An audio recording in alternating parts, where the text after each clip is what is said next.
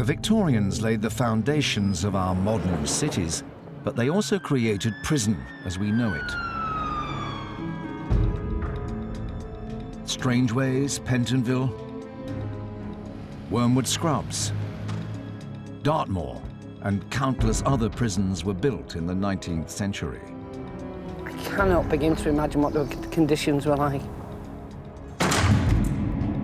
Just like prisons today, this monumental institution dealt with everyone from white-collar fraudsters to drunks, vagrants, and violent offenders. He was obviously a hooligan, basically. Yes. Well, it would appear so. It would appear so. And out of control, and with a vicious temper. The Victorians revolutionized the penal system. They introduced discipline, hard labor, and isolation to reform prisoners. He's managed to take himself from criminality to the height of respectability. But alongside this new regime were much older punishments like transportation and the death penalty. To know that a member of my family was sentenced to hanging, age 14. God, it's grim. Now reporter Daisy McAndrew and actress Michelle Collins learn just how rough this justice could be. He's basically trying to make a living. It's just so unfair, it's so unjust. And entertainer Len Goodman wants to find out if his ancestor makes good after 5 years of penal servitude. I can picture it, hundreds of men, full-on labour. And the wording is perfect, hard labour.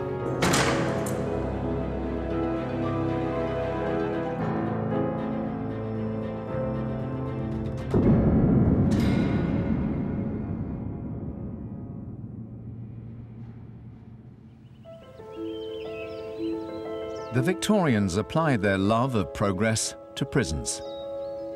They transformed filthy and chaotic jails into a centrally organised system, where all convicts receive the same regimented discipline and methodical punishments. By 1877, 90 prisons had been built or rebuilt. But while the system was evolving, other archaic punishments, public hangings, transportation, and the debtors' prison were still in operation. Ever since the Middle Ages, anyone owing money could be thrown into prison by their creditors. In 1848, this is what happened to actress Michelle Collins' ancestor, Thomas Bright. Thomas Bright, umbrella fishing tackle maker and lodging housekeeper in the debtors' prison for London and Middlesex. Wow, it does sound like something out of a Dickens novel. Dickens' stories were shaped by the fact that his own father had spent time in a debtors' prison. London alone had 10 debtors' prisons. The debtors' entrance to the Clink prison on Stony Street gave us the expression "Stony broke" for being skint. There were 30,000 debtors in prison the year Victoria came to the throne, from aristocrats to craftsmen like Thomas Bright. Thank you. Michelle wants to find out what his life was like before debtors' prison. Hello, Michelle. Really pleased to meet you. Now, this is actually the street where your ancestor lived. Today it's Monmouth Street, but back then it was Great St Andrews Street. No. And if you walk this way, I can show you the actual house where Thomas lived. So it's this one here, number 14. Miller Harris. Yes. I love Miller Harris products. I think I'll get discount. I think you will for being family. Oh, wow. This is gorgeous. Yeah. Did he live up here as well, or just had the shop? He did. He lived here as well as having his workshop. That was very common. You lived on your premises. Most working manufacturing people did do that. Right. It's only sort of people who had a little bit more capital were able to do that thing of separate your workplace out from your domestic environment. Today, Seven Dials in London's Covent Garden is full of high-end shops and boutique hotels. but in the mid-19th century was much more down at heel. In fact, Thomas's umbrella-making workshop and family home was on the edge of one of the worst slums in London, the St Giles Rookery. Charles Dickens wrote about the area in Sketches by Boz. Filth everywhere, a gutter before the houses and a drain behind. Men and women in every variety of scanty and dirty apparel, lounging, scolding, drinking, smoking, squabbling, fighting and swearing. Oh, sounds like EastEnders. Wow. I mean, considering there's all this going on in the streets, the sort of the squalor and the you know, the Dickensian sort of lifestyle, you know, their life seemingly seemed okay, but obviously this life then sort of caught up with them in a way. Absolutely right. Things got particularly bad in the 1840s. Inflation was running amok. And you start to see a record level of insolvency and small businesses going to the wall. But in the days before personal bankruptcy, creditors showed no mercy. Debtors like 40-something Thomas could be thrown into prison without trial.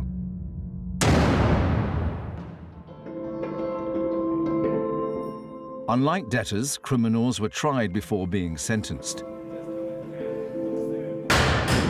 In 1862, Len Goodman's ancestor Henry was found guilty of assaulting his father at the Old Bailey and sentenced to 5 years penal servitude. Henry endured 9 months of solitary confinement before being moved to a remote prison on the Dorset coast, Portland. Now a young offenders institute, Len wants to find out what Portland was like when Henry was there. It's just one of the toughest places to come, to Portland, to serve your time and do hard labour. Yeah, I would have thought so. Portland's a pretty tough prison. I think it's really hard labour here, quarrying the stone. Yeah, but at least he had the chance to earn his ticket out of there. Yeah. Because you could earn early release if you go through what was called the mark system. Oh, so they could get off if they kept their nose clean, as we say, and worked hard. And... Yeah. In the Victorian period, life doesn't mean life, and 5 years doesn't mean 5 years. Then, as now, prisoners were released early to prevent overcrowding. The Victorians also knew they couldn't run prisons by the rod alone. They used the carrot of early release to encourage good behaviour amongst convicts. General record of conduct and gratuities. That's it. So basically, you work your way through various stages from probationary class, 3rd, 2nd, 1st, special class, and you earn your way into a different class by hard labour.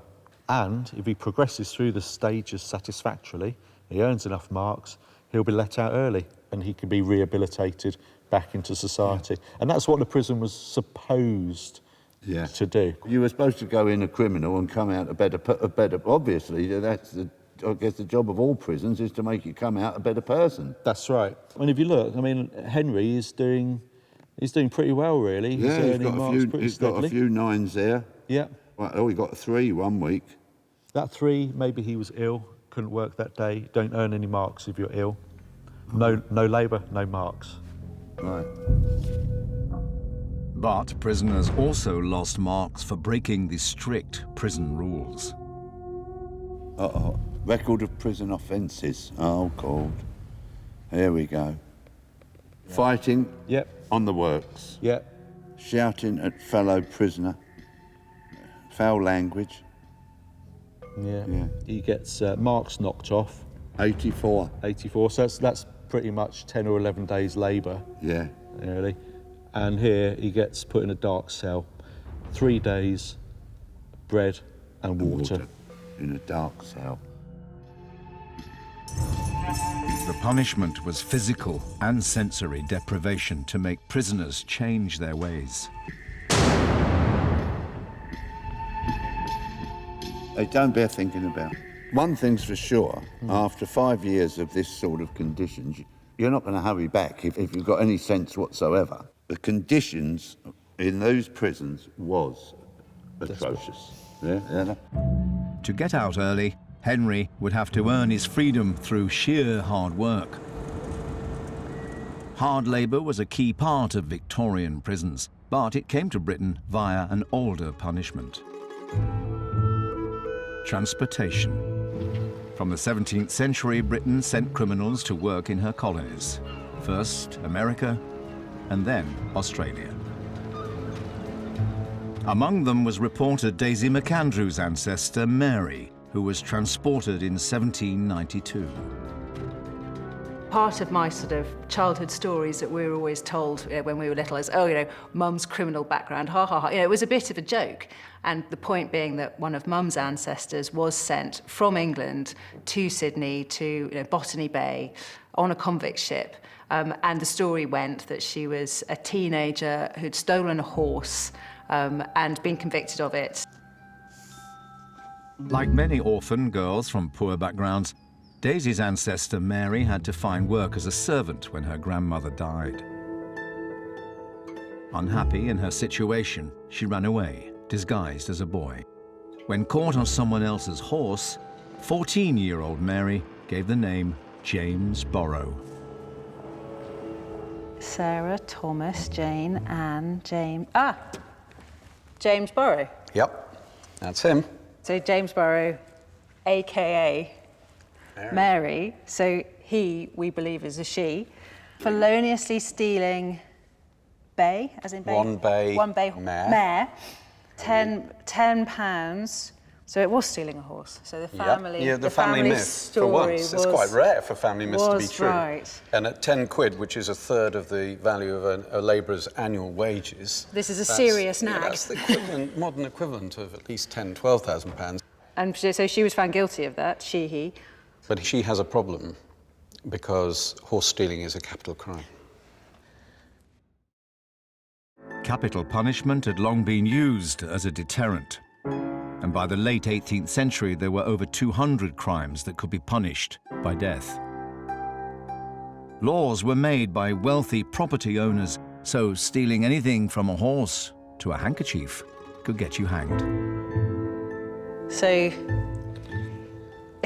yeah. My 5 times great-grandmother stood in this spot, watching him put the black cap on, knowing that only means one thing, and thinking, I'm a 13, 14-year-old girl dressed in boys' clothes and I'm going to be hanged.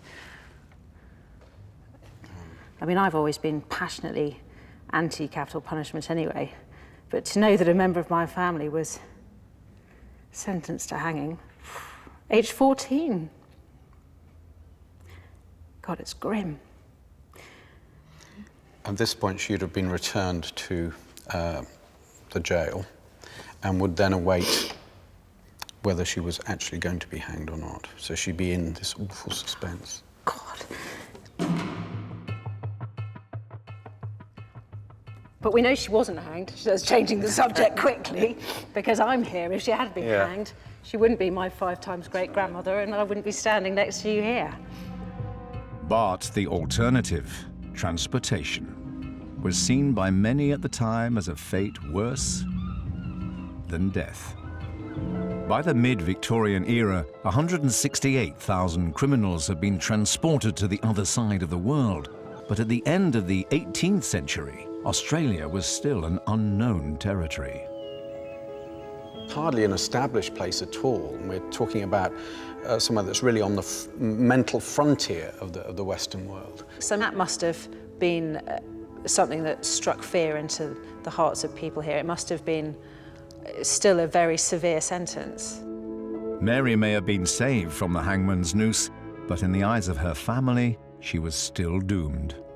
Some of her relatives decide to produce a petition to get her off the transportation as well. And this is the petition.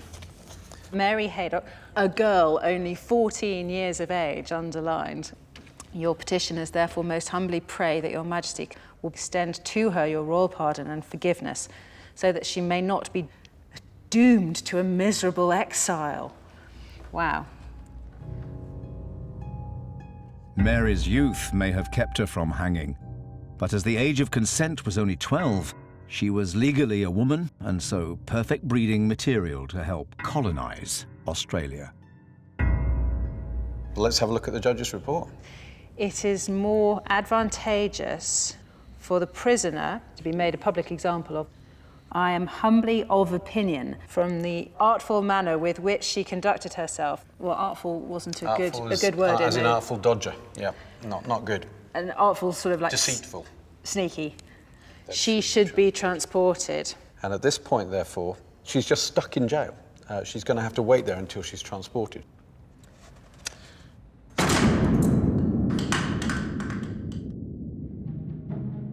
Transportation was a key part of the penal system up until the 1850s. Had Len's ancestor Henry been tried for GBH 10 years earlier, he too could have been sent to Australia. Instead, from 1863, Henry did hard labour, quarrying Portland stone, the raw material for some of the British Empire's most beautiful buildings. Is it all by hand, more or less, or is there machinery? No, it's all by hand. It's all convict labour. So you can see here. This is... Oh, yeah, this is amazing. I can picture it. Hundreds of men working away, chiselling away, just full-on labour. And the wording is perfect. Hard labour. And that's what it was. Every day they're here, apart from Sundays, where they have religious instruction, and they will labour here for 8 hours a day to earn those marks that we talked about earlier. It must be days when they felt desolate and not deserted. Baking hot days, it must have been a vision of hell in this place, mustn't it? Just hundreds of men toiling away. And in the winter, you know, it's cold, frosty, hands are frozen, and you're trying to work with a chisel. Oh, it's horrendous. Many convicts were broken by this dangerous work. Illness and injuries were rife. In just one of the years that Henry was at Portland, there were 282 accidents.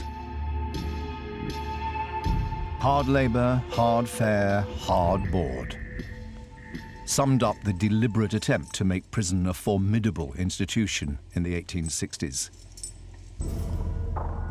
Attitudes had changed from the early 19th century, when penal reformers had been horrified by conditions in the old jails, like the one Daisy's ancestor was held in prior to transportation in 1792. In the dungeon for male felons, I saw 52 chained down. So physically... They have irons and they're chained probably to the building. Hardly 14 inches being allowed to each. Moisture from their breath ran down the walls. He says, I need not intimate the heat and offensiveness of this dungeon. The women were in irons as well. He says, last year, 7 of the felons died in their dungeon of jail fever. It's a totally neglectful environment. This is an environment that's based on profit. You're not concerned, as the 19th century prison was, to isolate people. This is just a holding pen run by an entrepreneur, and it's the pains of neglect, really, that's deliberately neglectful. These pre-Victorian prisons were privately run, and with commercial enterprise came corruption. The whole prison is based on the exploitation by the jailer of the prisoners, and of the prisoners by the prisoners. Do you know what this is? Garnish? Yeah. When you arrive in the prison, the fellow prisoners demand garnish, and if you don't have a shilling garnish, they sell your clothes and you end up naked. And presumably that's the boys and the girls. I'm guessing Mary didn't have a garnish to... No, well, she might well have lost some of her clothing then, because that was what they did. She must have been absolutely terrified, even if she was quite a wayward girl. I can imagine it as a sort of a real Sodom and Gomorrah kind of environment. She must have been a really different person when she got on that ship than she'd been a year before. These old corrupt ways were being eradicated in the new convict prisons of the 19th century. But reform of debtors' prisons lagged behind. Even as late as 1848, when Michelle's ancestor Thomas Bright was thrown into Whitecross Street Prison by his creditors, the extortion of money or garnish was still rife. Garnish was a payment On Whitecross Street, it would have been about £1, which is another £1 that poor Thomas has to pay. How would he have some money to... Well, he'd need to have it, because if you didn't pay, they taunted you and bullied you until you paid. So you're getting yourself in more debt, even in debtor's prison. Yeah. So it's a very, very difficult system. Yeah. And he's costing his family rather than earning for his family. Debtor's prison was a draconian penalty for people who had not committed crimes, but merely owed money. So this is where he probably would have been. God, it looks like an old workhouse, doesn't it? How many people to a cell? A cell or They're not in cells. And in fact, we can see, if we have a look... So it's almost like an open prison, equivalent of today. Yeah. And they're actually referred often at the time as open prisons. And this is because people during the day come in and out of the prison. It doesn't, of course, mean that Thomas could have left, but other people could come in. They might bring in blankets, they might bring in food, they might bring in news, bring him clean clothes to make his life a little bit less despondent. God, imagine if you had that at debtor's prison now. Yeah, how many people They'd be would very in busy, it? wouldn't they? Yeah. Oh, my God. Sometimes whole families went into debtors' prisons, but more often they were daily visitors like Thomas's children and his wife, Susanna. And this book describes the conditions, the social life of the prison. The area is filled with men and women, many of them honest and all unfortunate. No one here but has a sad tale to tell. The world has gone wrong with all of them. That's so sad. Their wives and sisters perhaps come to see them daily, bringing with them always some few words of intelligence from the world without. The dear women have evidently dressed themselves in their best and brightest attire, that they may look more cheerful than they are. The men look, for the most part, stricken and woe-begone. Their dresses neglected, their clothes disorderly and ill put on. So I think that says it very neatly, doesn't it? Oh, that's awful, that's horrible. I suppose like people now, you know, you can't keep on top of things. You get into a bit of debt and it just escalates, doesn't it? You just get yourself into a real mess. Yeah. There are men in Whitecross Street, when Thomas is there, who have been there for years. So I need to know really what did happen to him and whether he did get out. Yeah. And there's no guarantee that he will. Under the modern criminal justice system, nearly all prisoners are freed after serving half their sentence. This system of early release is often criticised, but it's nothing new. Back in the Victorian era, even serious offenders doing long prison terms were released before their sentence had expired. Len's ancestor Henry was trying to earn premature discharge from his long penal stretch in the quarries of Portland. He must have been longing for that time when he'd done his sentence and they said, OK, you know, it's time for you to get out of here. Well, let's have a look at something which will tell you a little bit more about that. Ah, right, now, hold your horses here. Her Majesty is graciously pleased to grant to Henry Blackall. Oh, this is his release. This is freedom for Henry. Oh, well done, Henry. Well done. Cool, I bet he was happy. So basically, with this licence in his hands, it saves him from another 9 months in this back-breaking work. Well done to him for at least not have, you know, being good enough to not have to do the whole 5 years. Yeah. But Henry would be sent back to serve the rest of his sentence if he didn't stick to a strict set of rules. Don't mix with criminals, keep your nose clean, be a good boy. So if he breaches any of these regulations... Back he goes for another 9 months to finish it all off. That's it. In the convict prisons, inmates were released when their sentence was up. But for debtors imprisoned indefinitely, there was no respite and little justice. 10 years into Queen Victoria's reign, there were still 10,000 debtors in prison.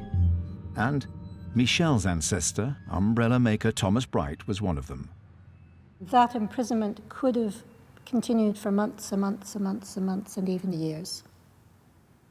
Oh, so I thought once you did your time, that was it? No. Their imprisonment was purely for the safe custody of their body. So by imprisoning Thomas Bright, his creditors were stopping him from doing a flit, effectively, from running away from his debt. So he would still be expected to find that money from somewhere? Yeah. But how if you're inside and you can't do anything? This is precisely the problem with imprisonment for debt. You have to be in your shop in order to sell things, in order to get out of debt. So it is like, yeah, catch-22. There is no system. You're totally up against the system. So you think, so that time you spend in prison is completely useless. It's terrible. He's been, you know, he's a victim of his circumstances, of being working class, really. And also the word prison. You think of prison as being a place for people who have committed a crime. It's not a crime. He's basically trying to make a living. It's just so unfair, it's so unjust. For Thomas, getting out of prison was to become even more pressing. Oh, they had another child, Edmund. The child is born in December. Thomas files his petition in August. So at that stage, he'll know that his wife is having pregnant. A baby. Yeah. Oh, must have been so awful for her. Can't even imagine. By the mid-19th century, many social commentators thought that imprisonment for debt was so futile that transportation would be preferable. But when convicts were first sent to Australia in the late 18th century, the 5-month journey was perilous. Male convicts were shackled below decks, but conditions for women weren't much better. Those who survived to reach Sydney Harbour were often weakened by scurvy, dysentery and fever. Daisy McAndrew wants to know how her ancestor Mary coped with being sent to the other side of the world at the age of 15. Do we know anything about what her trip was like, or what sort of state she was in when she arrived? Or Well, as a matter of fact, we do, because she did something pretty special. She sat down and wrote a letter. You're kidding? Just before she got off the ship. Wow. What? Here That's it is. amazing. And there you are. This is her Oh my goodness, that's handwriting. actually her handwriting. Yes. My dear aunt, I write this on board of ship, but it looks a pleasant place. I am well and hearty, as ever I was in my life. So there you are. I'm well and hearty. We shall but have 4 pairs of trousers to make, so she's going to be making garments a week. I must conclude because we are in a hurry to go on shore. That's absolutely right. thrilling. So she's escaped all those horrors that are possible and real on ships. Yeah. When the men and women were taken ashore, the irons around their ankles were knocked off. People weren't in chains in early Sydney. Sydney is not actually a jail. It's actually an exiled colony. It's a penal experiment devised by the British government as a way of emptying out the jails. Yeah. After their sentence was finished, then they would be receiving land, free land. And if you can imagine that for a working class person in England, it's quite incredible. Well, exactly. I mean, that bit of it doesn't sound so severe. The irony that convicted criminals were freer in Australia than innocent debtors were in Britain was not lost on the Victorians. Having witnessed his own father's plight in a debtor's prison, one outspoken campaigner for penal reform was Charles Dickens. Michel is meeting his 3 times great-granddaughter, writer and historian Lucinda Hawksley, at one of London's legal centres, Lincoln's Inn. Dickens himself had to deal with the fact that not only his father, but his mother and all the younger siblings went into the Marshalsea with John Dickens. They all lived in the prison. Yeah, it was fairly common at the time. They couldn't afford to pay his rent in prison and their rent outside. Unlike Thomas, whose children were too young, Charles was 12, and so he was deemed old enough to earn money for the family. The young Charles Dickens probably thought his father was never going to come out of prison. What happened was that when John's mother died, she left a small legacy, and that legacy enabled him to come out of the prison. Thomas Bright had no such benefactor, so his only chance of release was to appeal to the Court of Relief for Insolvent Debtors here at Lincoln's Inn. Thomas had to prove his debt was caused by misfortune and wasn't fraudulent. So he's just here at the top. Right. Adjudication of the court and when made, 6th November. Actual discharge when to take place. Oh, so what does that mean? Dis forth means discharged forthwith, which means he came out of prison. Oh, so he got off? Yes. Well, it's a good thing and a bad thing, isn't it? Yeah. Because, yeah, he's not... I mean, he's obviously not in prison anymore, but he's suddenly out and he's got to still find the money for the debt. Yes, they would have seized any property that could be sold. Any of his assets. And one hopes they were left with perhaps a bed for his pregnant wife. But other things would have been seized, and what they would have probably said is, you need to pay X amount each month or each quarter. And he will then, with Susanna, who will have just had a baby, have to be earning enough. So it's certainly not over? No. I mean, it's terrible, isn't it, to think that you think you go, you know, you do your time in a prison and then you suddenly come out and it's almost just as bad as it could possibly be. It was an incredibly unfair system. The laws were really made for the rich, and the poor often fell through the net. It's about keeping the working classes down. Yeah, absolutely. Once released from prison, neither debtors nor ex-cons received any aftercare. Most went back to their families and the same conditions that got them into trouble in the first place.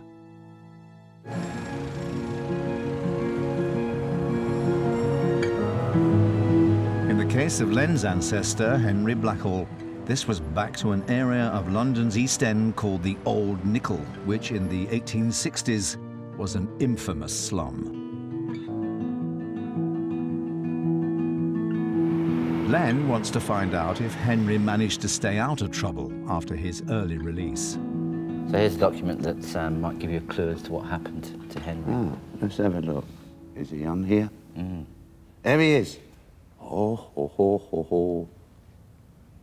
He's 23, single.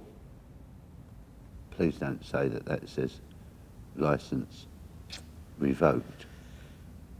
Does that say licence revoked? It does, Len, yes. Oh, he's a stupid boy. So he's done something that has broken his conditions, and they've stuck him back in. It looks like they've stuck him back in again, yeah. This is the register for Millbank Prison. So they put him back in Millbank. Do you know what he did? We don't know exactly what it was that he did, but the terms of the licence are very strict, so it's quite easy for him to fall back into this.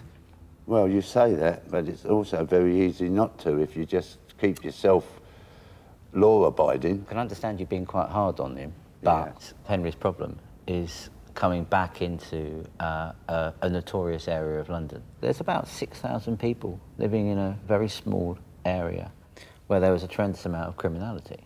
Right.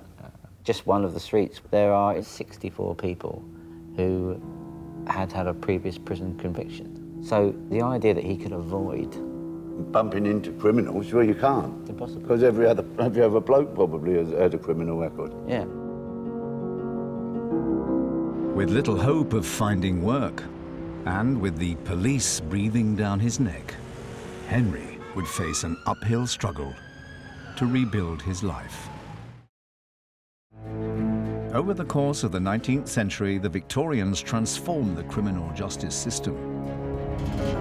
They abolished public hangings in 1868 and imprisonment for debt in 1869. But it was 21 years too late for Michel's ancestor, umbrella maker Thomas Bright. To free himself from debtor's prison, he had to sell all his stock and the tools of his trade. For 6 years, he doesn't appear in any of the trades directories, so it seems that he lost everything financially. So he lost the shop? Yes, lost everything. But we have here what's called a trades directory, and you would have had to have paid to be in this, so he's earning enough that he can afford to advertise again. So if you look down here... There he is. Thomas Bright, umbrella maker. Little St Andrew Street, Seven Dials. So he's so he's in the same area, same but just area another at this street point. round the side. Yes, absolutely. Well, that's good, but at least we know he didn't go back in prison. Yes, he was quite incredible, really, the way that he managed to start again. We also have another trades directory, which is this one, from 1861. Oh. So we've gone on a few years. He's down here, Thomas Bright. 21 Cumberland Row, Upper Street. So basically that was here. We're now in Camden Passage, but this is the area that Thomas was in. So he's really started to make his way back up that ladder again. Wow. I'm really pleased to know that he got himself back on his feet again. He really did get himself back on his feet because this is a much more salubrious area. Spurred on by the spectre of the debtors' prison, Thomas and his family worked hard. His wife, Susanna, continued to toil as a seamstress, and his daughter, Amelia, Michelle's 3 times great-grandmother, also inherited his Victorian work ethic. This is from 20 years later. So you're not going to see Thomas this time, but you are going to see another name, if you look towards the bottom, that you should recognise. See Amelia. Yeah, well done, wow. Amelia is an umbrella maker. Yes. She's taken on her father's profession. That's so nice, makes me want to cry. Isn't that fantastic? Now, here you see there's another address that we've come to now, 51 Baldwin Gardens. And that was actually in Holborn. Geographically, it's really not very far from St Giles, but is an absolute world away from where Susanna and Thomas were living when you first began your journey looking into them. It's such a different world. It just makes me feel really proud, actually. It makes me feel really proud to be working class and to know, you know, how he suffered and what he did and how supportive and how much he cared for his family and how important they were to him.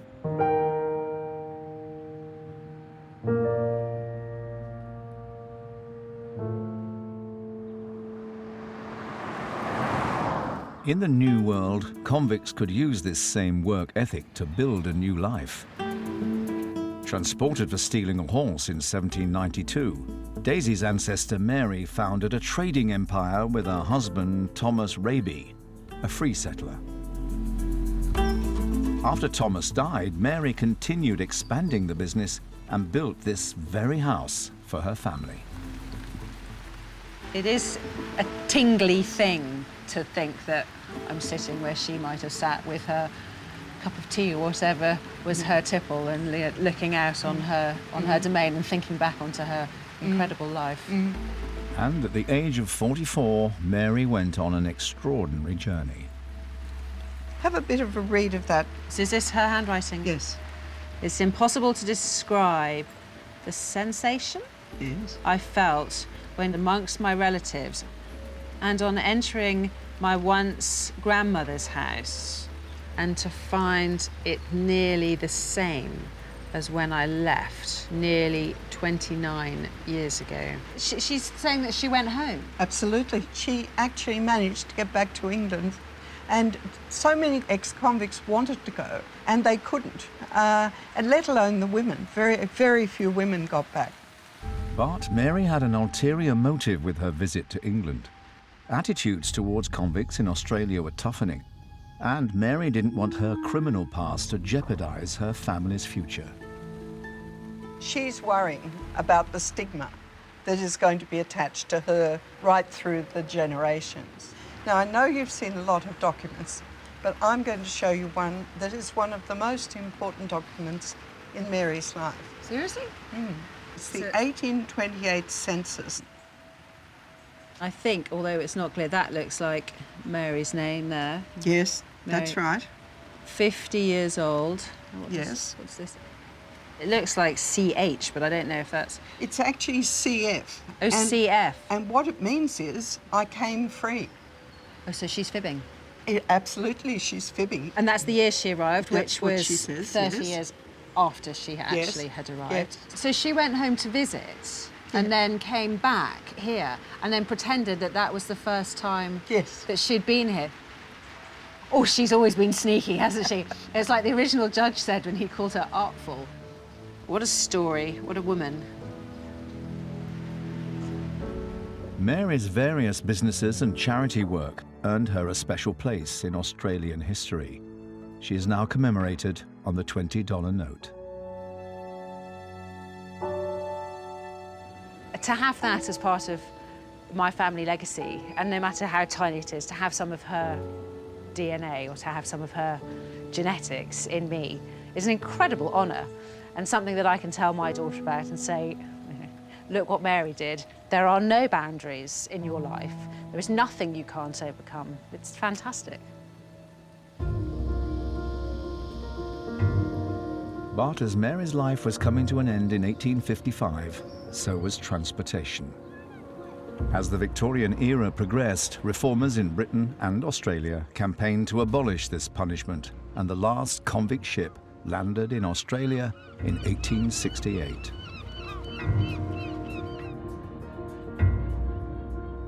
Just a year before, Len's ancestor had earned early release from his 5-year sentence for assaulting his father. But Henry was imprisoned again when his license was revoked. I think poor old Henry Blackhall had no chance, really, from birth almost. He's come out of prison, and unlike in the modern system, there's no aftercare service for him. There's no probation service to look after to Henry or to guide him along the straight and narrow. He's left to his own devices completely. And this is eventually what people begin to realise towards the very end of the century, which is why we have a probation and aftercare service. By the end of the 19th century, Victorian reformers realised that education and reintegration were essential to reduce reoffending rates. Probation officers were employed to help stop ex-cons falling back into their old ways. But Henry had no support. So he's gone back in. Done his time. Done his 9 months. Do we know anything else after that? We've managed to find a document that hopefully explains what happened to Henry after that. So what is this exactly? Well, a patient. Is this a hospital? This is the records of the London Fever Hospital. Oh, God, there he is. 27. Yeah, let me look. Yeah. Cured. Uncured. Died. Oh, don't put dead. He died. Afraid he did, yeah. Oh, Henry. Bless his heart. He's only 27. It's an absolute shame. I guess his constitution from working outdoors in those quarries and so on, you know. His body's been, in many ways, broken by the prison experience. Yeah. Lack of proper food and nourishment, you know, so you're not robust, really. His immune system shot to pieces. Henry probably succumbed to scarlet fever, a disease that was rife in Victorian slums. But perhaps there are some positives to be drawn from this quite bleak record. If we look at where he's living. Nichols Row, number 8. That's his dad's house. Ah, so he'd made up with his dad. Yeah. At the very end, he's had some reconciliation with his family. Yeah, yeah. I'm glad he got back with his dad, though. I'm glad of that. Good old Henry. At the end of the 19th century, the old nickel slum was torn down in a bid to regenerate the area.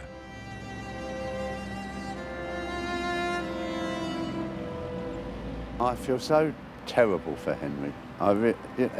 It's as though everything conspired against him. And I'm sure that Henry's story could be mirrored hundreds of times. Everyone was against those people. You know, society was against them. They weren't nurturing them and trying to make their lives better. They were just trying to kick them down more and more. And, you know, how can you survive all that? It's impossible. Over a century later, the social causes of crime still exist and debates about criminal justice rumble on. Prisons are overcrowded and reoffending rates just as high. Even with probation and welfare services, 47% of adult prisoners are reconvicted within a year of release. Many people think prison doesn't work. But we have yet to find an alternative to the system invented by the Victorians.